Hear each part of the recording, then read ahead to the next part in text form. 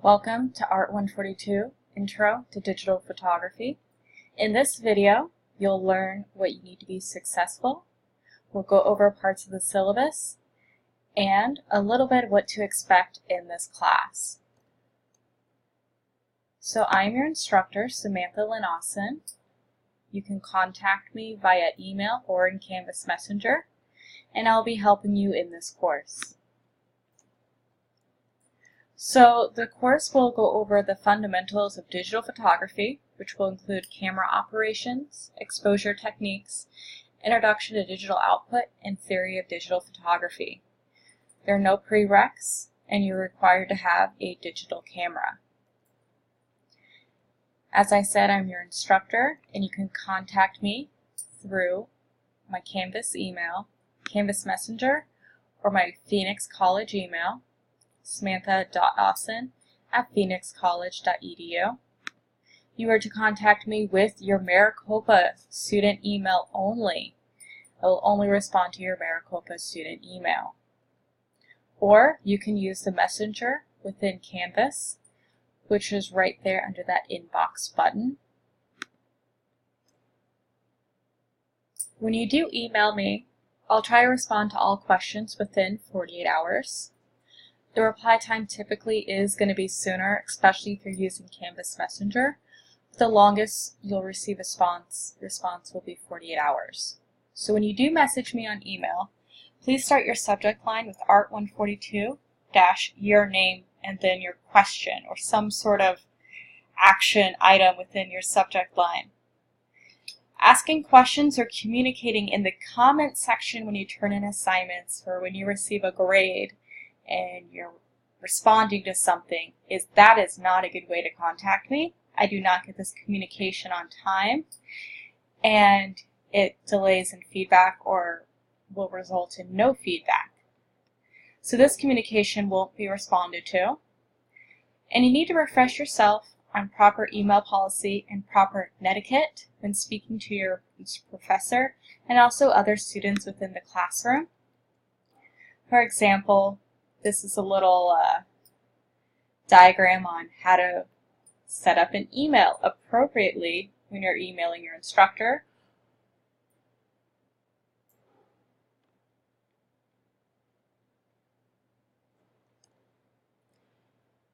So for the course, there is a required textbook of this textbook, Real World Digital Photography.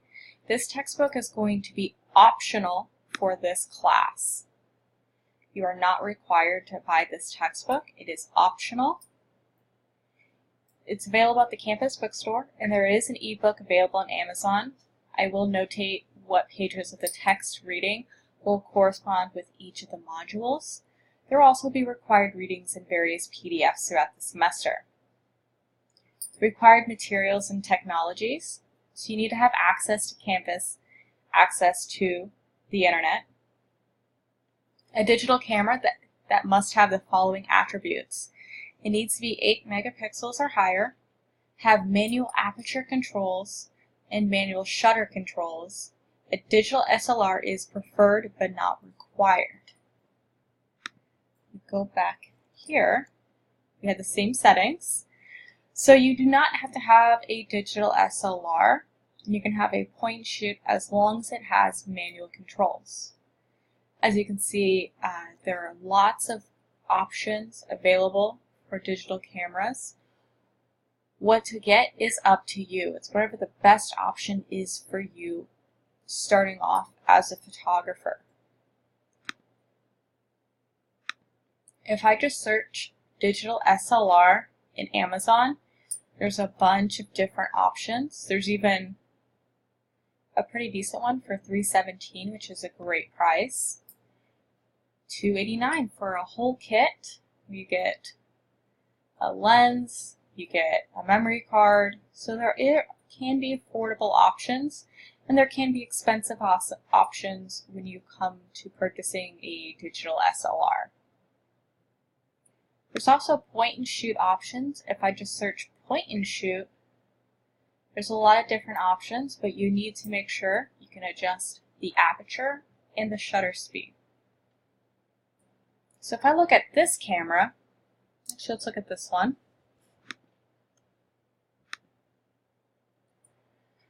I can look it up,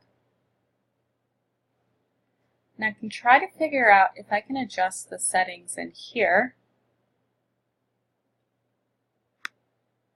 And I may not be able to get all that information. So what might be helpful is to find the camera manual. So I can copy this, and I searched photography camera manuals, and I'll attach this link. And I can search here. Doesn't quite give me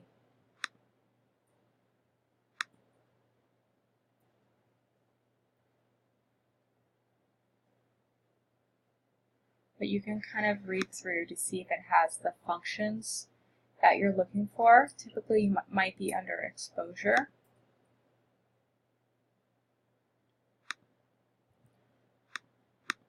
Or if I continue to look, I might see something.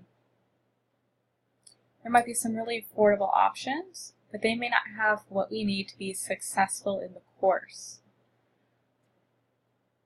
What also is helpful is if the camera has these functions up top. Now these tend to be a little bit more expensive. If you see the M, S, A, P, and then little module that you can switch, then that you can change to manual control, shutter priority, aperture priority, and program. Typically these are also on top of a digital SLR to let you know that you can modify them.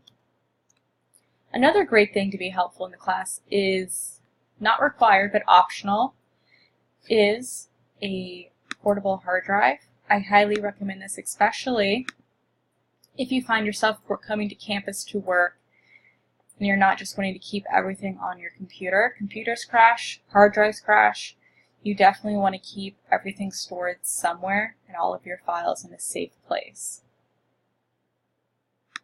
Other optional things that might be recommended would be multiple lenses, a tripod, access to a backup camera. So let's say your camera isn't working, you can borrow someone else's. Flash drives or portable hard drive, like I just mentioned. Studio lights or flash. Reflectors and other light modifiers. Remote for remote shutter.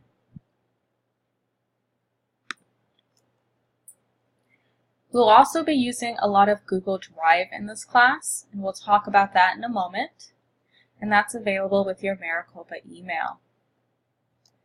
We'll be using other technologies like Adobe Photoshop, Adobe Lightroom, and there are options to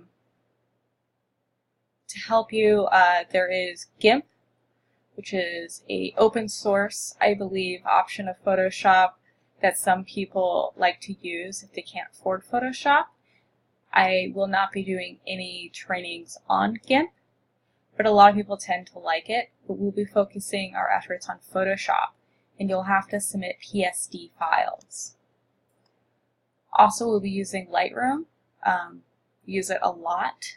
A lot of people like to use Darktable, which is a free version of Lightroom, not by Adobe, that some people use if they can't afford Lightroom, but we'll be focusing our instructional training on Lightroom. Keeping organized is very important. You may want to put all of your assignments, when you can, within your Google Calendar. Sync it to your phone so you get your updates, as well as your other courses. Other things to be mindful of is we have sort of a standard grading. Standard 90 to 100 is an A. Everything will follow rubric. No double dipping. All photographs and assignments must be unique to this class and each assignment. Example, no submitting photography that you may have taken for the scavenger hunt or the portrait assignment, or no using images you shot prior to this class. All photographs must be for specifically the assignment unless stated. So you must shoot unique content for each assignment.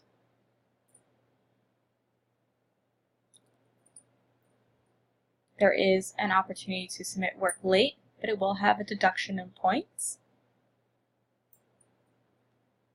Assignment submission, like I mentioned, we will be using Google Drive to submit your assignments. We'll have an assignment on how to use Google Drive. I highly recommend you get comfortable with using Google Drive, as you have unlimited storage, which is awesome because on my Google Drive, I'm definitely maxing out on my storage. So having unlimited through Maricopa is a gift. You also need to have all the readable EXIF data, which we'll talk about later, so I can evaluate your exposure settings. We'll talk about that in a future module. We will discuss what it is, and this is important so I know that you're shooting in manual mode and you're shooting unique content.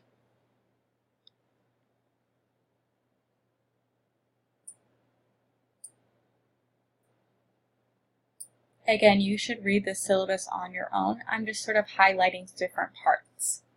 This is not an open entry or open exit course, so you need to be working on a class a little bit each day.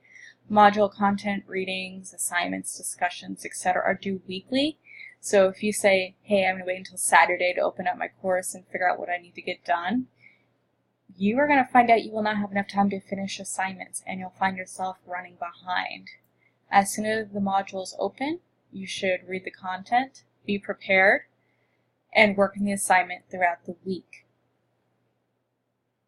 Students who are not active in the course for 7 consecutive days or 1 missed module will be dropped from this course.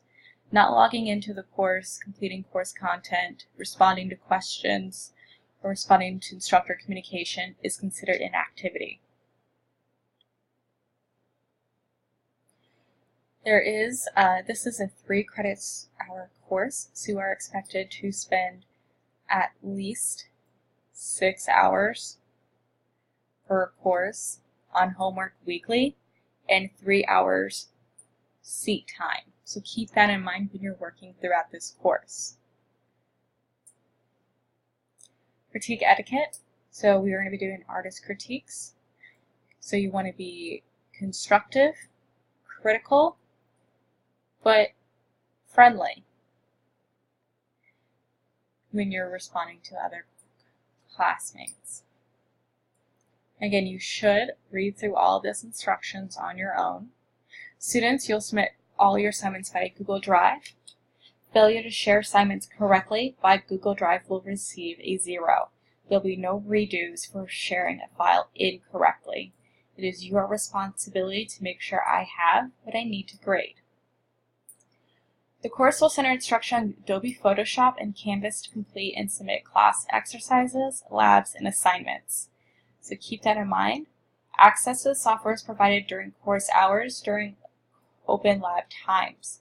So you're allowed to go to the open lab hours, which will be posted soon, to work on content for the class. You may have required to use sort of web-based applications, including Canvas, Google Drive, Adobe Cloud Services, and etc. to complete course assignments. Applications require you to use your student email address to create an account. Various readings and other media will require maybe using login.